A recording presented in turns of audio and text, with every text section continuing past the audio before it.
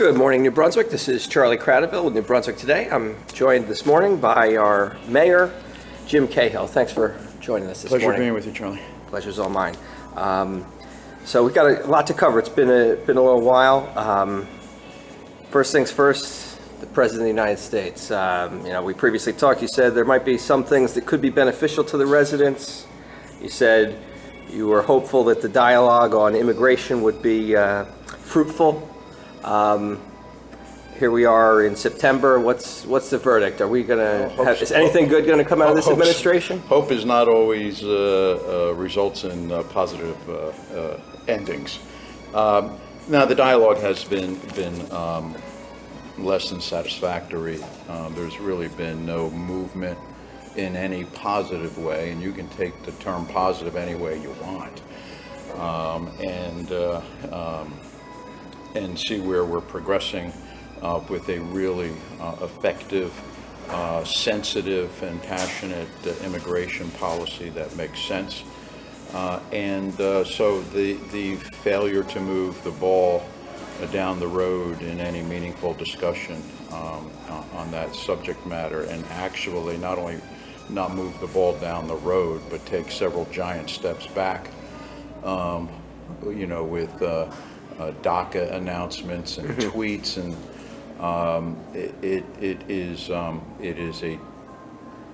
it's a difficult way, I would imagine, to operate a government, and it certainly has proven itself to be, because this federal government is in gridlock right now. Sure. And so, a lot of things to complain about with the president. Are you open to the idea of impeaching the president? Do you think that he's committed high crimes and misdemeanors? Do you think he should be ousted from office? I don't know if he's committed high crimes and misdemeanors. I'm not privy to, as the mayor of the city of New Brunswick, that's not information that's made available to me. If you look at all the talking heads that are on television, all the pundits that opine on every movement the president makes or doesn't make, who knows what's really happened.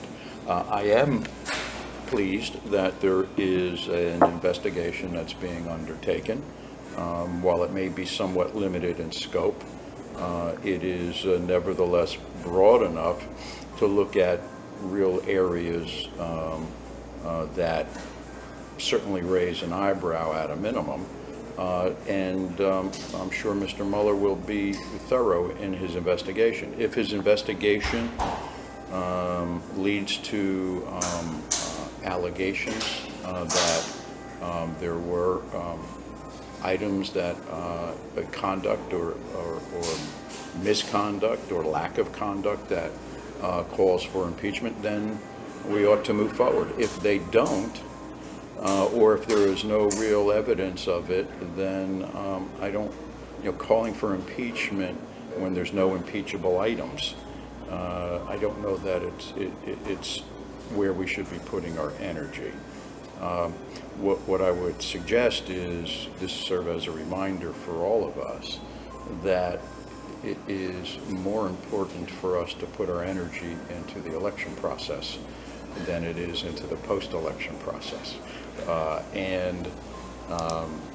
There is nothing, by my observations of Donald Trump over the years, there's nothing that he's doing today that is surprising.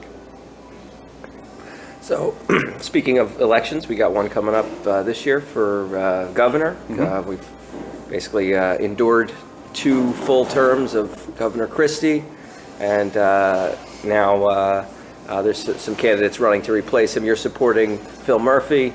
Tell us, what you think the future holds and why you're, going to be supporting him. I think Phil Murphy brings to the table exactly what the state needs.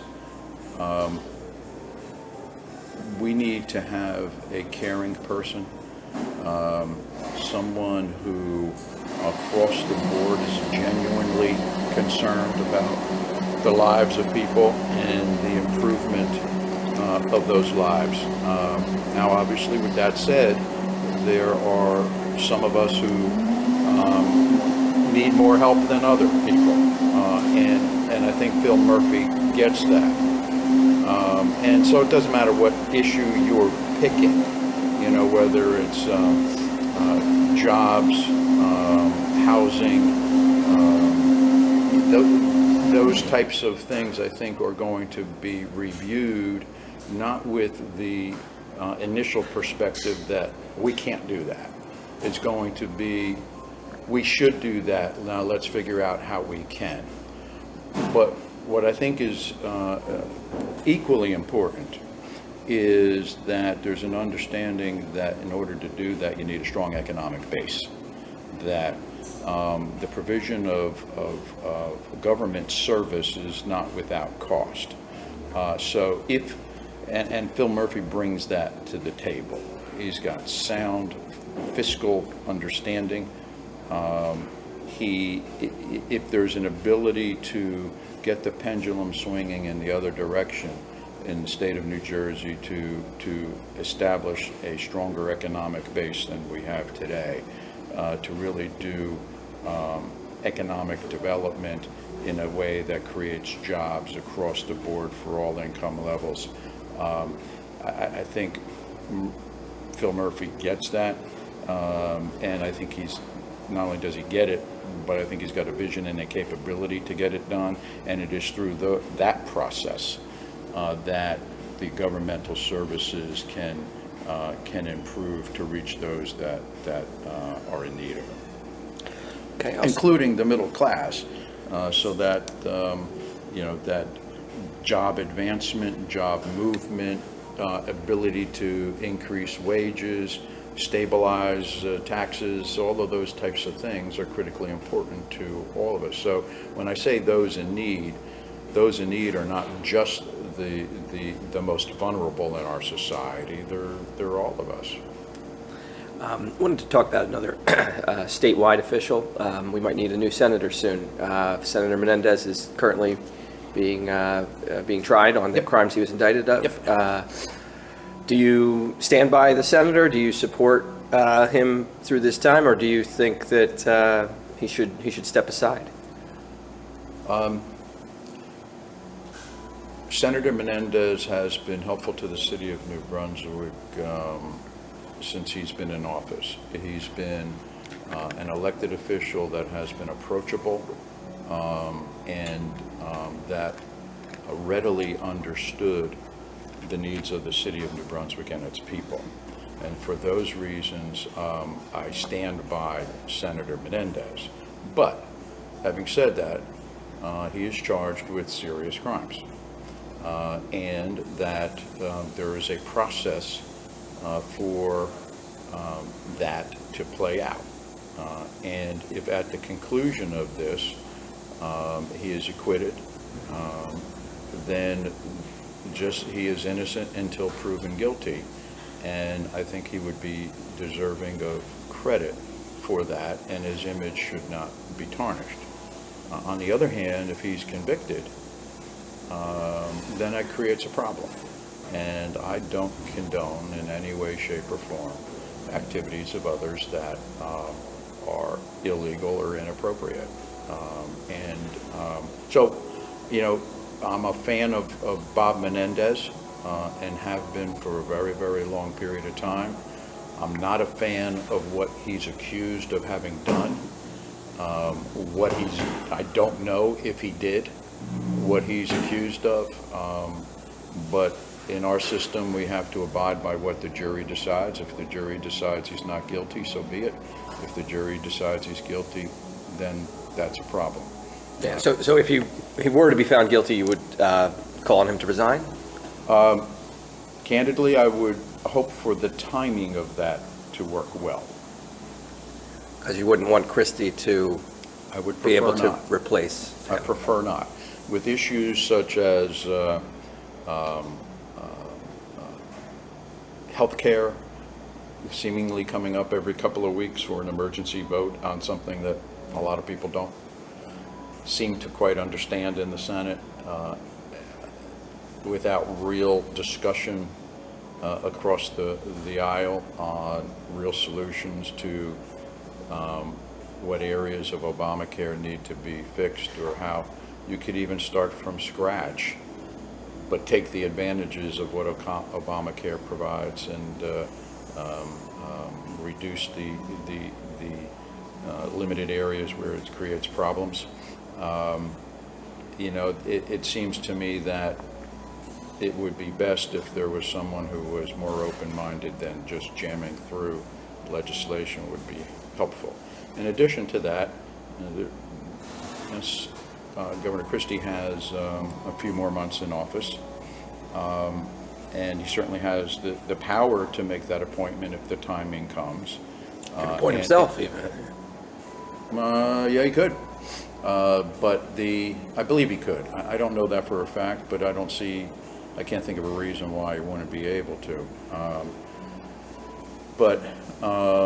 It is good for government to operate in cooperation at all levels, and that's not to say a Christie-appointed senator would not be a cooperative partner to a potential Democratic governor, but I think it would be best to see who wins the election, the gubernatorial election, and allow that person to make the appointment rather than a lame duck.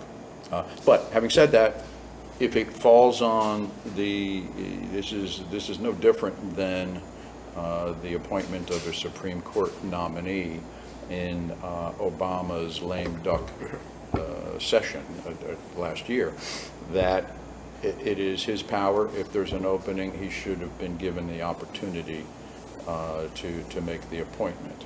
The same thing holds true in this instance. If Menendez resigns and it's on Christie's plate, it's his option whether or not, and we elect governors and other officials to serve their full term. I think it would be not appropriate for us to ask them to neuter themselves in the process just because there's a window that's closing. Sure. So let's talk local. You are in your 7th term now? I am. Do you intend to finish the full term? I haven't thought about not doing Okay. it, so. So you intend to finish and maybe run again? You haven't decided yet? I haven't decided yet. Okay.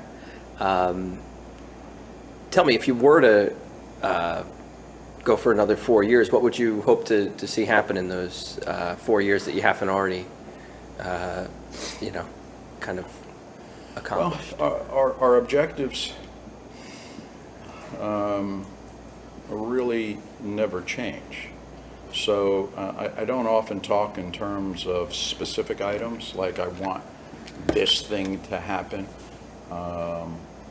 But we establish certain parameters for what our actions are supposed to accomplish. So, first and foremost, there's always the basic government services.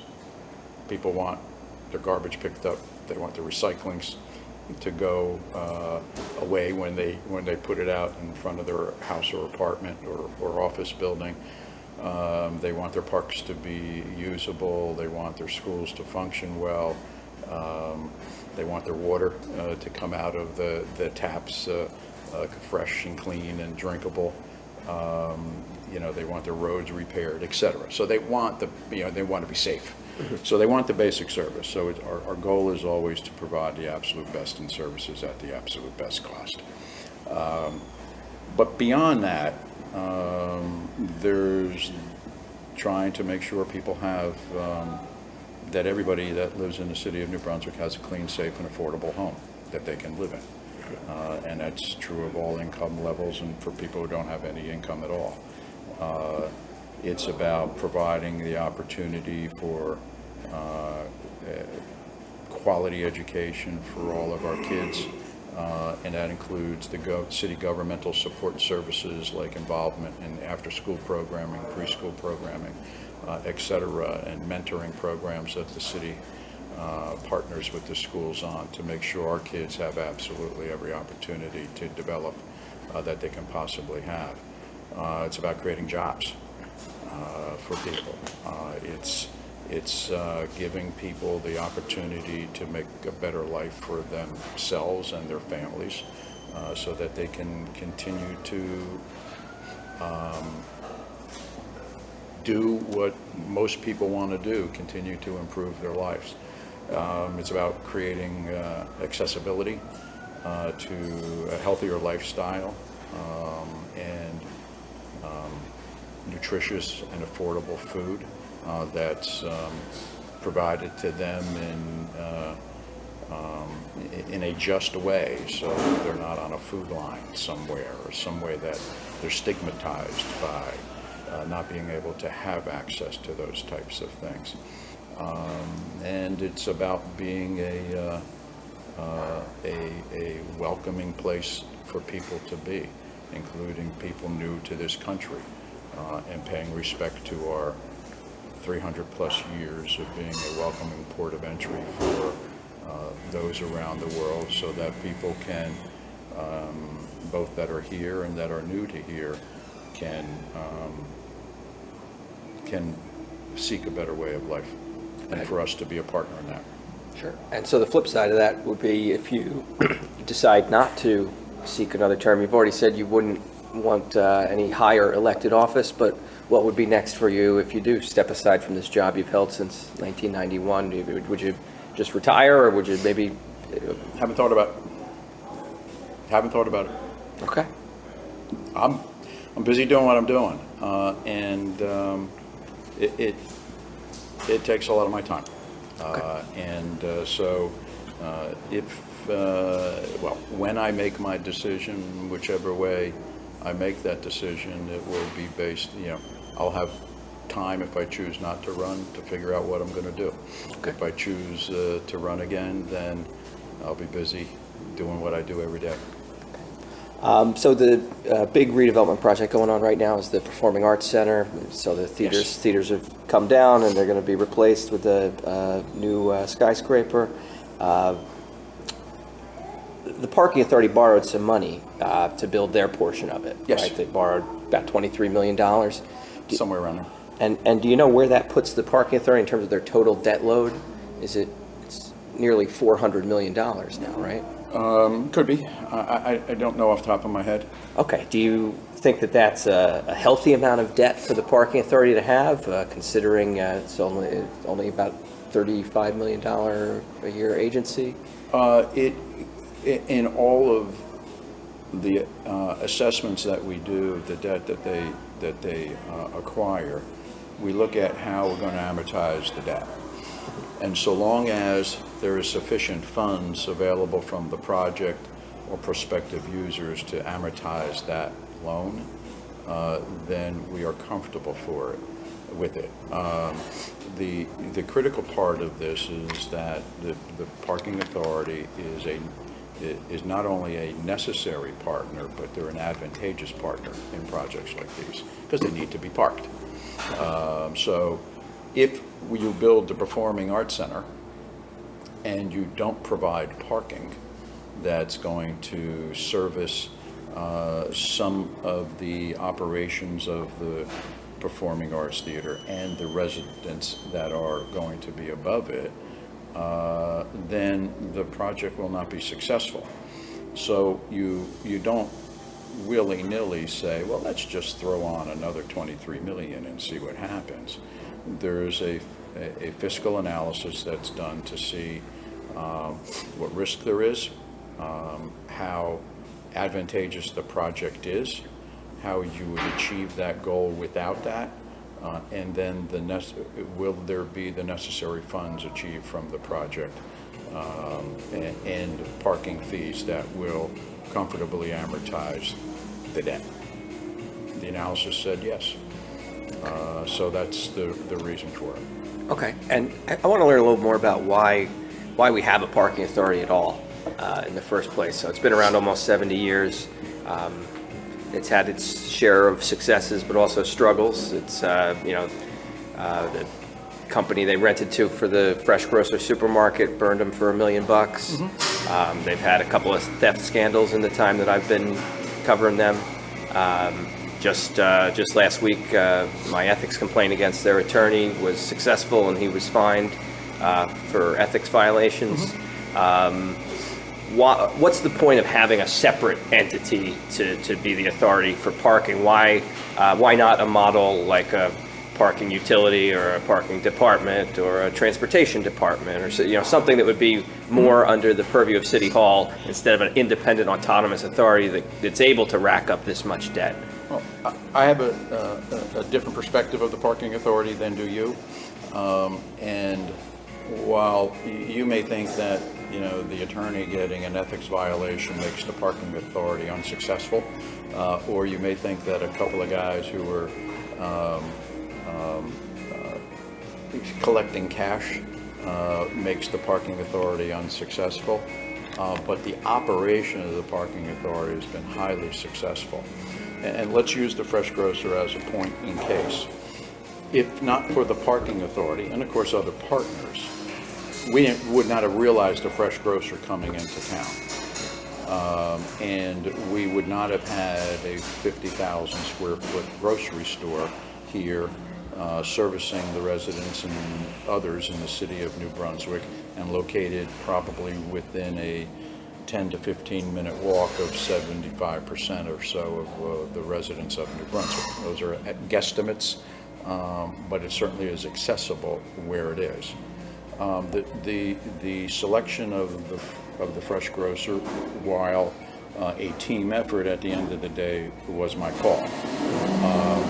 And the decision by the parking authority to allow the Fresh Grocer to stay in that facility, notwithstanding they're falling behind on rent, was also a decision that I shared in. So it's not the parking authority's fault, it's the team's fault, and as the head of the team, it falls on my plate. It was important to me to try to do what we could to take the Fresh Grocer, which I believe to be a successful enterprise out of Philadelphia, and you would know from your days of working there that when they first opened up, it was pretty nice. I mean, it was almost spectacular in the way that it looked. But what became increasingly clear to me was that while they could operate extremely well in an urban environment like Philadelphia, where their competitors were like stores, they didn't adapt well to New Brunswick, where the competition comes from surrounding communities, in addition to a couple of smaller supermarkets in New Brunswick. I kept thinking that they would adapt, that they would prove to be what we thought they were, and they didn't. And so when it became obvious that they weren't going to turn the corner, when their product was deteriorating to the point where their value to serving the city of New Brunswick was completely gone, we pulled the plug, and we started to look for people before that. We provided, in some respects, it's providing a service, and a supermarket in the downtown was a service, and it was a service that was provided by the parking authority, and that while they were losing money through the process, that service was still being provided. And in the meantime, we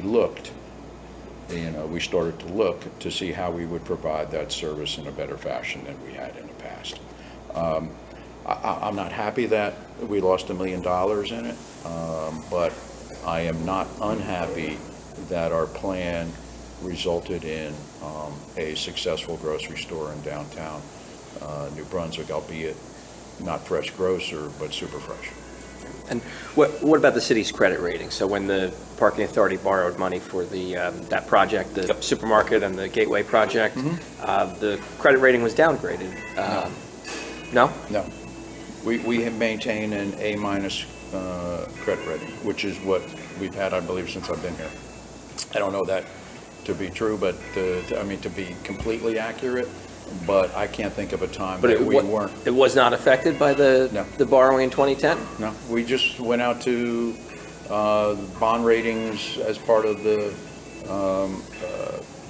Performing Arts Center, and our credit rating stayed the same. Okay, I'll have to double check, but I mean, it's I'll my do the understanding. same. Okay. I'll do the okay. same. And if either one of us finds something different, we'll call each We'll other. be in touch. Okay. Okay. I want to talk about some of these other development projects going on. There's always a lot in New Brunswick, and a lot of the bigger ones, you and the council sign off on what's called a tax abatement or tax exemption, basically a discount on taxes that the developer for a period of time gets to enjoy. They still pay something. It's called a payment in lieu of tax as a pilot. Right. The council just approved one at their last meeting. I assume it's on your desk, or you're going to sign it? I will sign it, Okay. Tell me, if I haven't already. yeah, tell me why are you going to sign off on this one? For this one in particular, it's a building that's got no public amenities, no public parking, no affordable housing. It's just purely a private project, apartments and a couple of retail stores, and all the parking spaces for the users of the building. What's in it for the city? Why are you giving a discount to this company, which, oh, by the way, is from Missouri? Because we make money. At the end of the day, it is a financial decision for us, pure and simple. It is. Wouldn't you make more if you don't give the tax exemption? No, because if you don't give the tax exemption, the project's not built. If the project's not built, the status quo stays the same. So we make, I'm going to round off, $100,000 a year in taxes on that project site. When this is over with, we will make in excess of $1 million, 1.1, give or take, and virtually no additional services. So at the end of the day, the taxpayers of the city of New Brunswick net $1 million. That financial analysis leads me to, there was enough money on the table to say that project and the money we're going to make from that project is going to be beneficial to us. Now, if you ask me if, wow, is that a great project? Is this something the city needs and all that? I don't disagree with you. There's no real government purpose that's immediately served by that. I mean, you could say, a little bit of retail space down below is going to serve, the community.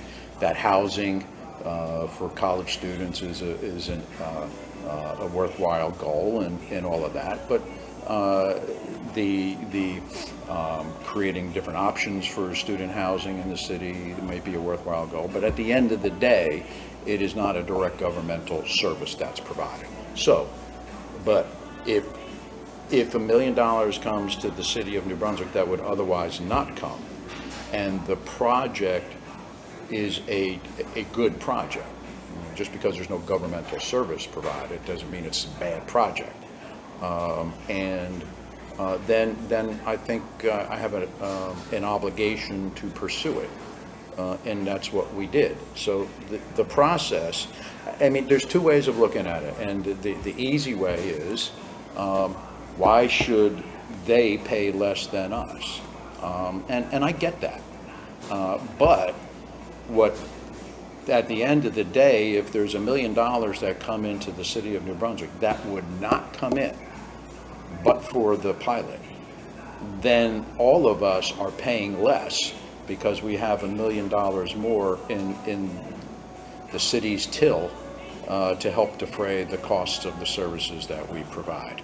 The other aspect you have to do is you have to closely examine the need for the pilot.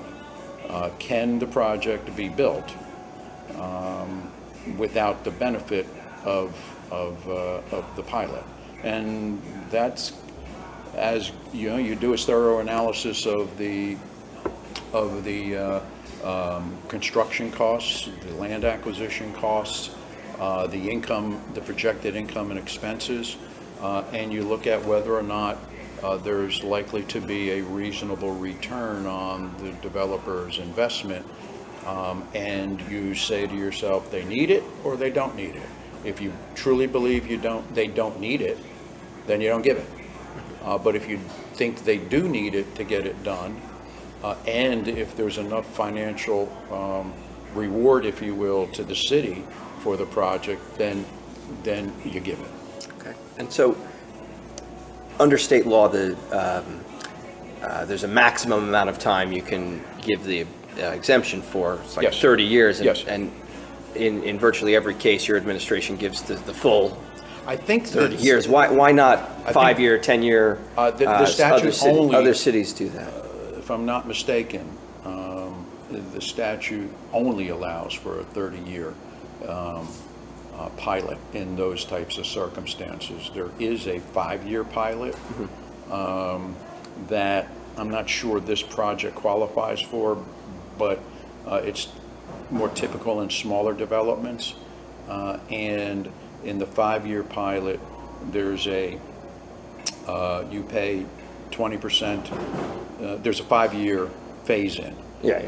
20%, 40%, 60%, 80%, until at the anniversary, I guess, of the 5th year, it goes to 100%. In some situations that doesn't work, and it would not have worked in this situation. But what the financial agreement between the city and the developer provides is certain minimums, and we haven't done that yet. So, and you call for the pilot to be at no less than a certain period, a certain amount of what the conventional taxes would be at certain intervals during the 30-year period. So, and quite frankly, the first 15 years don't really usually make much of a difference, because the pilot will exceed 20% of the conventional taxes, or 40% of the conventional taxes for a period up to around the 15-year mark, and sometimes it differs depending upon what's happening or the tax climate at the time. But you know, when you start to hit bumps where they can't be less than 60% or 80%, and you can project where those are, and then there are thresholds that the project has to, at a minimum, provide. Okay. One of the reasons cities are so keen on doing these exemptions is because without any involvement of the Board of Education, it allows the city to basically get a larger chunk of the payment. So under traditional taxes, the school would be getting a cut, but under the a pilot and a tax abatement for the next 30 years, those buildings will not be paying into the school system at all. What's the impact on New Brunswick schools with all this property getting excused from paying any taxes into the schools for 3 decades at a time? Well, let's look at the past history, and there's no better barometer of that. The city, the issuing of pilots for projects in the city is not something new. Sure. It has been something that we've been doing since I've been in office, and prior there too. So there's a 40-year history of providing pilots in the city of New Brunswick, and the schools have never suffered financially. And what I think happens is, and you may be doing this now, in that is people look at schools and city or government offices as competitors. And in the city of New Brunswick, that's not the case. There's cooperative and great partnerships that are formed between the two. My suggestion is not to look at what the city gets and what the school board gets, because they're both doing fairly well fiscally. It is to look what's the impact on the taxpayers. So your question presumes that this project would generate X amount of dollars for the schools. But what it doesn't take into consideration is that that project would not be built. Ergo, the schools would get nothing anyway, other than what they get. And by the way, what they get today is protected through our pilot and financial agreement. And it increases over time based upon the assessment of the property. But what happens is the taxpayers, who are the pocketbook for both the schools and the government services, get $1 million more than what they otherwise have. So it's not city versus school or vice versa. It's what can we do to benefit the taxpayers who fund both of us. And if you look at it in a partnership mode with the schools, and you look at it as that's now $1 million that the city of New Brunswick will not need to go get from its taxpayers somewhere down the road, which gives the schools the opportunity, should they need $1 million, to go get it. So you're going to give $1 million to the schools? No, you misunderstood everything I said. Well, I'm just saying, you're saying the city's going to be $1 million richer. Correct. Therefore, you won't have to go to the taxpayers. But let's say this building, 181 units, has 10, 20 children living in it. There's nothing to stop that from happening. So the schools would have to educate 10 or 20 more children You know and that's not get you any. know that's not likely to happen. But In 30 years, you don't think there'll be children in the building? scenario, what would make the difference is, what I was saying is, if there is a need for the schools to raise money, it is better that the schools go raise money than for both the schools and the city to go have to raise money.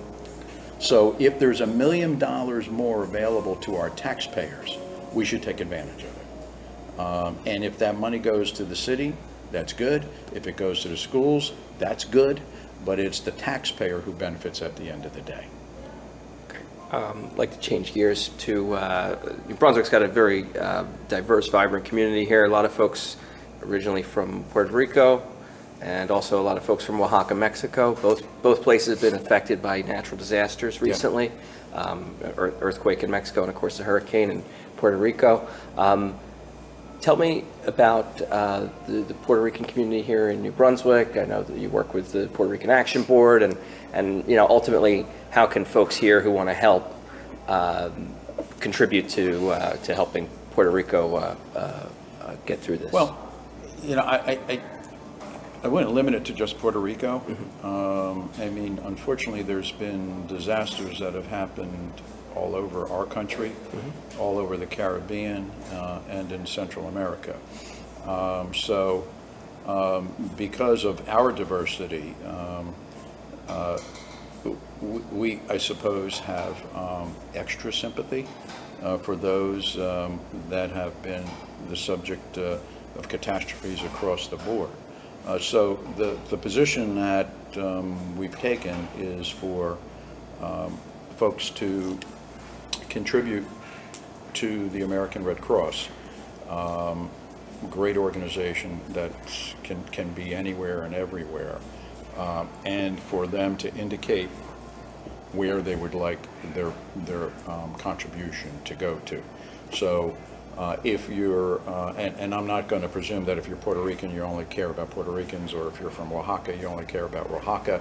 If you're Dominican, that you only care about the impact that happened in the Dominican, or if you have relatives in Houston or elsewhere in Texas or Louisiana, that you only care about those folks.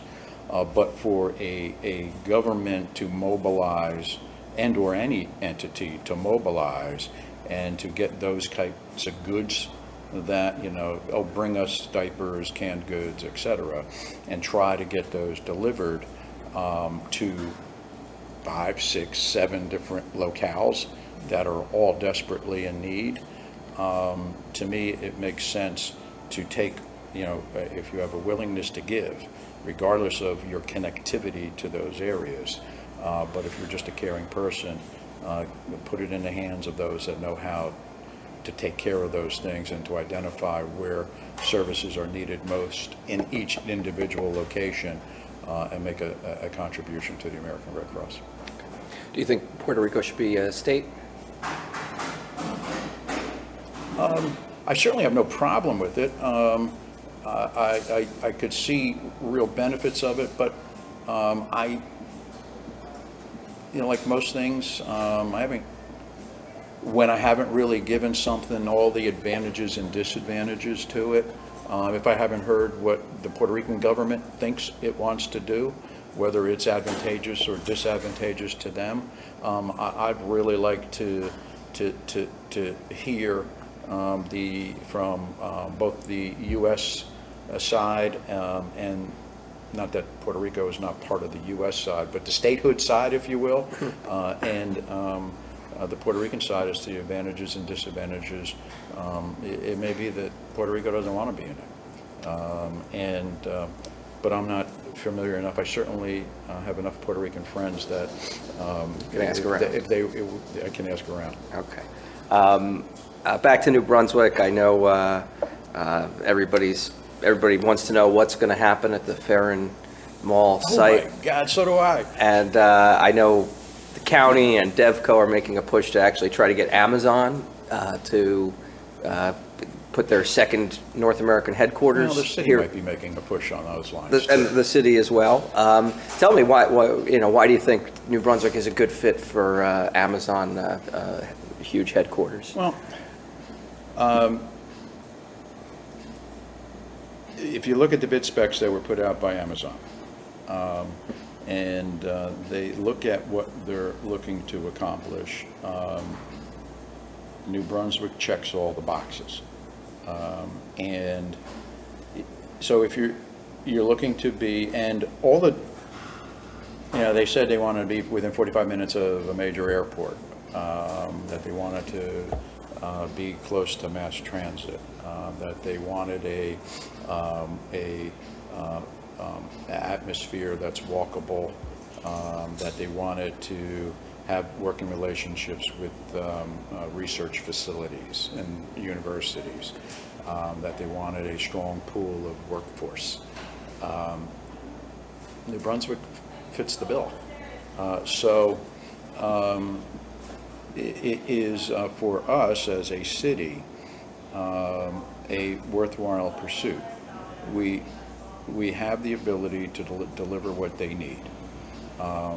We are in close proximity to mass markets up and down the eastern seaboard, and we don't suffer from the problem of getting lost in the sauce if you're actually located in one of the major markets. So if you're in New York City, how easy is it to get in and out to Philadelphia or DC or Boston?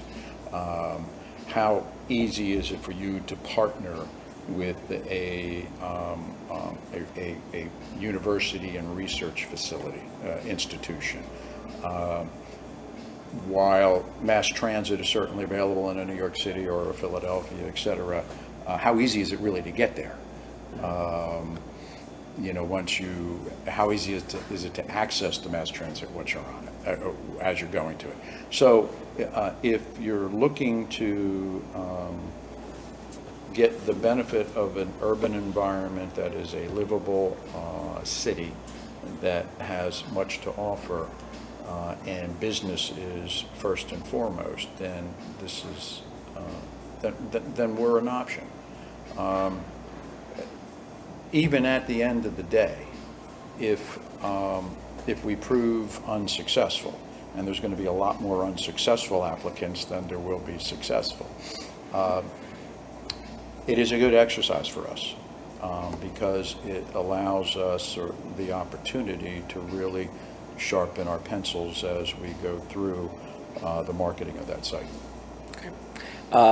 And so, I know you're trying to, win them over and get them to come here, but do you have any concerns about Amazon's business model and sort of their becoming somewhat of a monopoly or maybe too big of a company? They've obviously bought Whole Foods and they're getting into other sectors as well as, this sort of selling everything model. What do you think about their business model? Is it a cause for concern? That's probably an answer that's provided by somebody with a higher pay grade than me. What Amazon does or doesn't do, I think, again, someone has to take a look at or analyze the advantages and disadvantages to the U.S. And the global economy. And that is not something I'm going to spend a whole heck of a lot of time on. And if you know anything about me by now, Charlie, is I don't really offer an opinion on things from the hip. That if I don't know something, in today's world, it's very easy for somebody to have a tweet and an opinion on everything. I don't. I form my opinions based on reviewing something in some detail before I make that decision. What I do know is that the potential for Amazon to be in New Brunswick is probably advantageous. And though we apply to be considered as a site, it's a two-way analysis that's done.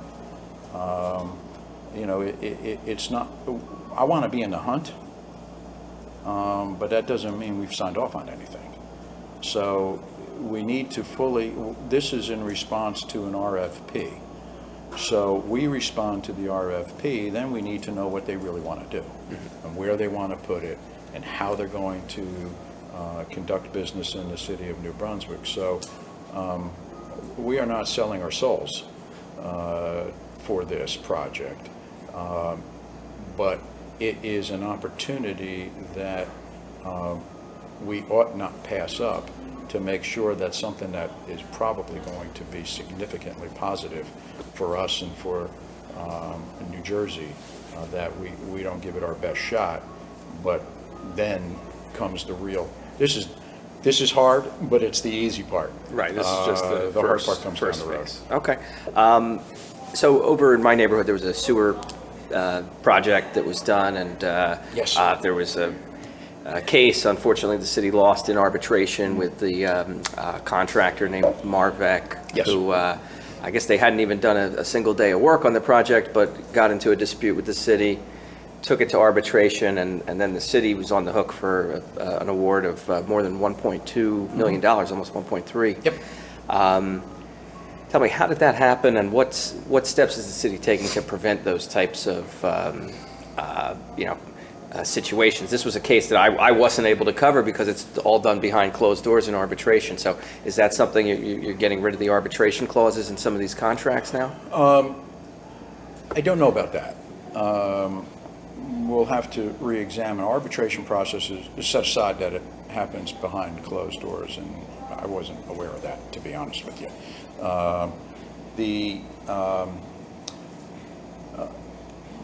The facts in the case are not complicated. The city bid the project. Marvac was considered to be the lowest responsible bidder, which is what we're required to award the contract to. We awarded the contract to Marvac, and before Marvac even put, they didn't get very far along if they did anything.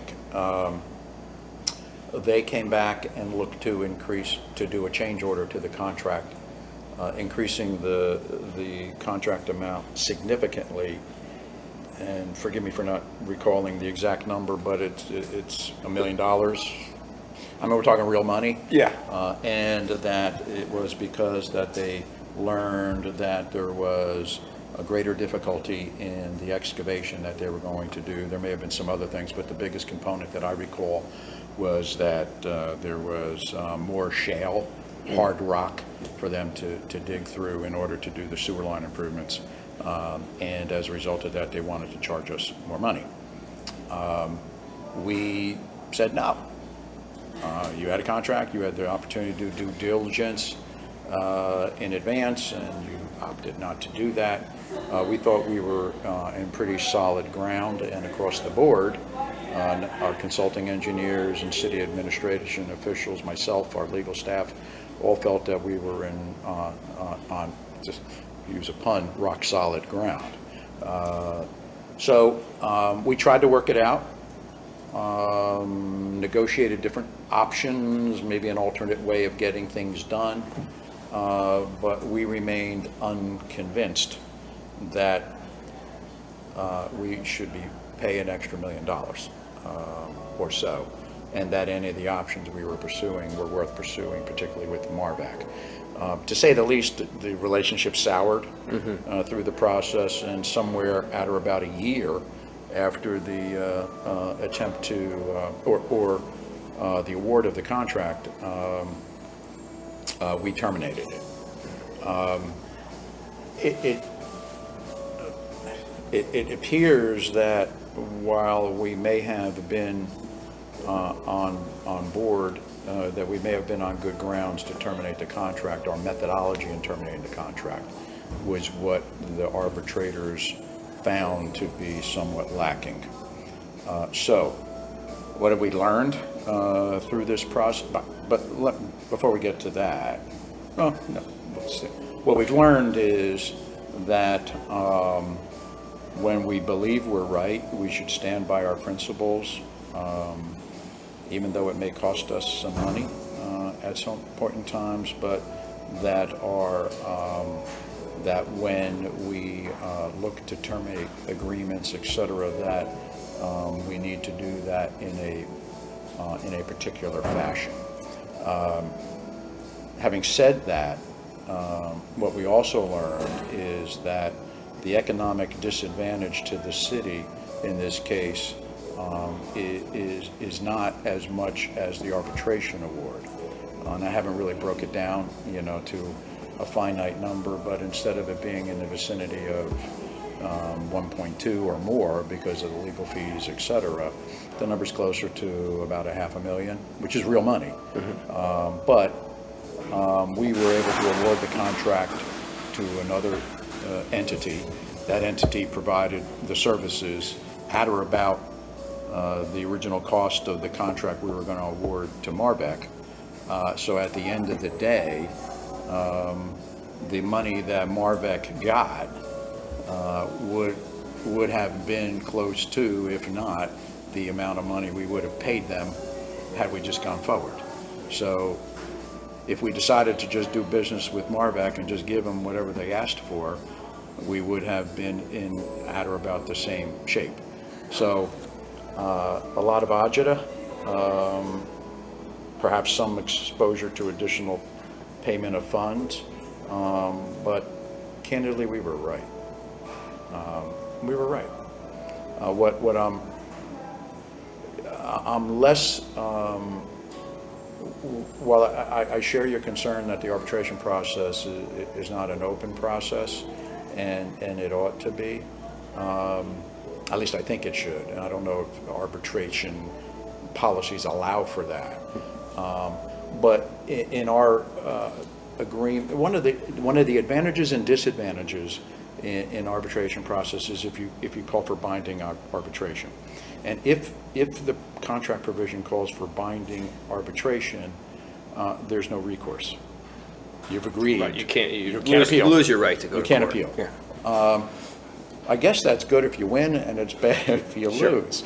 But if you lose and you really think you were right, and you're not convinced that the arbitrator's decision took everything into consideration, you have to take your basketball and go home. You can't continue to, well, let me play one more game. So that's the downside. So I think we'll take another look at it, particularly on significant projects. Smaller ones, do you really want to get into the court process, which can be convoluted, long, expensive. If you think the arbitration process was expensive, legal proceedings can be expensive, as you know. But I think it gives us pause to re-examine how we process these things. Okay. I want to talk about the police department real quick. Body cameras is something that they said they support, but have not found the money or the energy to implement. When might that actually happen? Is that something that'll be in the next budget? The thing that's holding me up, and probably, and the police department too, isn't so much the fiscal side of things. Because you can roll out body cameras. They're not cheap, but they're not expensive either. And you don't have to buy them all the first day. Right. You can go from 5 at a time to 10 at a time to 20 at a time. So it's not, an expense item that is preventing us from moving forward. What it really is the real set of regulations as to how a police department is supposed to use them. And I, as the mayor, I have a balance that I have to achieve. One is I have to do whatever I possibly can to make sure that everything that is supposed to be open and available to the public is open and available to the public. The other side of the equation, though, is I have the obligation to protect the privacy of people from those things that are not open and available to the public. So, and you probably would appreciate this more than most. A police officer with a body camera, assume it's on 24 hours a day. That's a great source of information. So that whatever it is, presumably whatever it is that the police officer sees will be on camera, and will be videoed, and then a digitized document, if you will, Archived, will be available. Now, they may see John Q. Citizen walking down the street. They may see criminal activities. They may see a domestic violence incident. They may see someone having a police officer doing an investigation.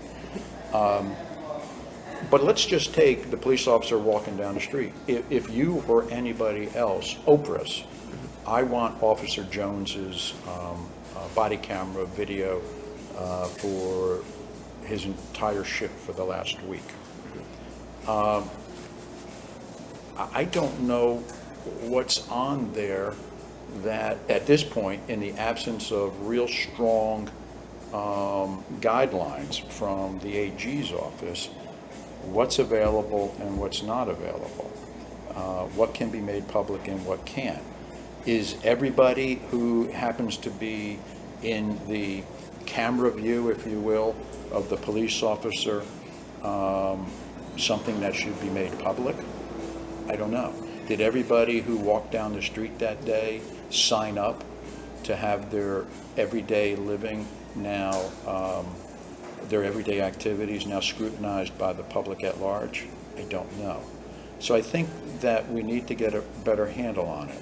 Where the expense side comes in is not so much in the acquisition of the body cameras, but how do we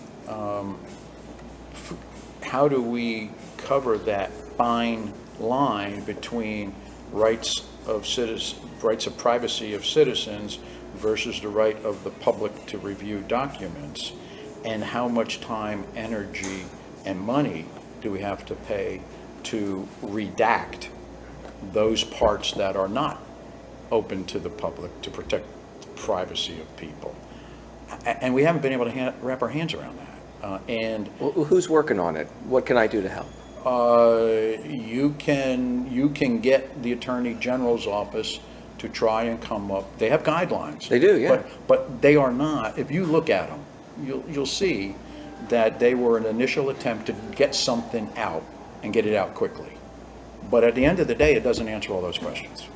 Okay, well, I mean, And that's my job. It's easy to put out rules and regulations, but then it's my job, and actually it's the police department's job. But the police department's job impacts me in a sense that I've got to figure out how we're going to defend what we're going to do or promote what we're going to do and how we're going to pay for it. And I don't have the answers to those questions. okay, well, a constructive suggestion would be Rutgers Police Department has implemented body cameras. I'm sure they have a procedure for handling Okay. public records requests and redactions and those types of things. Okay. And they're right in town, so it might be. I would suggest that Rutgers PD probably doesn't get the amount of Oprah requests that we get. Really? I don't know. I think they might get more. Well, you might be right. You know what? I don't know. So you might be right. But that's I appreciate the suggestion. Thanks. Of course. So I was reading on the city website, so there was a police lieutenant that was demoted to sergeant. Can you tell me who that was and why? I don't recall. Okay, that was this summer. And another sergeant suspended for 3 months earlier this year. You have names? No, I don't. I find, Okay. I find, and that's kind of the point I'm getting at, is the information is on the website, but the individuals aren't named. So that's not exactly an accountable system. I understand, internal affairs, they have very minimal requirements about what they have to share, but Well, it's not only internal affairs. It's the Open Public Records Act, which also impacts this on issues involving personnel. That there are rights of privacies of the individual employee. So that is probably the reason why they're not named, not because of internal affairs. well, surely it's not a secret which one was demoted, right? That would be a matter of public record if you I get would think so, demoted. yeah. And actually, that one was in January, I believe, was disclosed in Okay. January. Okay. So if I follow up with your office, you'll be able to tell me who that was? I will definitely tell you if I can. Okay. And if I can, you will have the names. Okay. So And- you're talking about somebody demoted, well, that should be relatively easy, and as a sergeant who was suspended for 3 months? Sergeant When? suspended for 3 months. That was the recent one. That would be, I think, August. It was disclosed in the Okay. IA report. And there was also another lieutenant in January suspended for 10 and a quarter days. Any idea what's going on there with these high-ranking cops being reprimanded, punished? Is there? I think it's ensuring that everyone in the police department, notwithstanding their rank, is required to adhere to the highest standard of performance, and that when they don't, there's a penalty to be paid. Okay. And do you think it should be public, whether, if somebody's been suspended for more than 10 days, don't you think that it should be, Well, at 10 and a quarter days, you're over the 10-day threshold. Yeah. I don't have a problem with that. Okay. I don't have a problem with that at all. If people, on something of significance that, and I would say a 10-day period is significant, indeed? I don't have a problem with the public knowing that. But I'll follow whatever the law says Sure. and certainly make it available if we're allowed to. And if we're not allowed to, we'll let you know. And we'll tell you Appreciate why. it. Last thing I wanted to ask about, a really good thing the city did this year was pass an ordinance for a municipal ID program. Yes. It's being rolled out right now. Yep. Tell folks how they can get their municipal ID and why you've made that a priority. They check our website, contact the library, make an appointment, and that way they'll be able to get in and out quickly, be processed with their municipal ID, and it's a priority because people, it's advantageous for people to have an ID, and not everybody has one, and not everybody has access to one. So for those that need one, we provide that opportunity. And how much does it cost? It's like $20 or less, right? Something Oh, like the fee for is $20. If you're a kid, I think it's $7. Kid meaning 14 or over. And So not me. Pardon me? Not me. Not you. Yeah, but almost you. And if you are unable to afford the $20, and there's a standard that's defined in the ordinance as to what constitutes the inability to afford the application fee for, then it's, the fee is waived. Okay. And seniors get a reduced amount too. and so the last question is what How many last questions do you get? what assurance can you provide that if people do get the municipal ID that, you know, their information's not going to be turned over to, you know, immigration officials? What records are being kept and Well, if I'm a senior citizen, and I mean, actually I am, and my name is Jim Cahill, what would immigration be interested in my name for? This is not a list of people who are immigrants. Right, it's open. The program's open to anyone. It's open to everybody. I think there's always a thought in the back of our head that what is perhaps the president and/or immigration going to do on any given day. There are certain laws that pertain to libraries that are different than pertain to government. Mm-hmm. And the fact that the library is doing it adds another level of protection from public scrutiny. Good to know. Mr. Mayor, thank you so much for your time this morning. Seeing you. Be well. You too.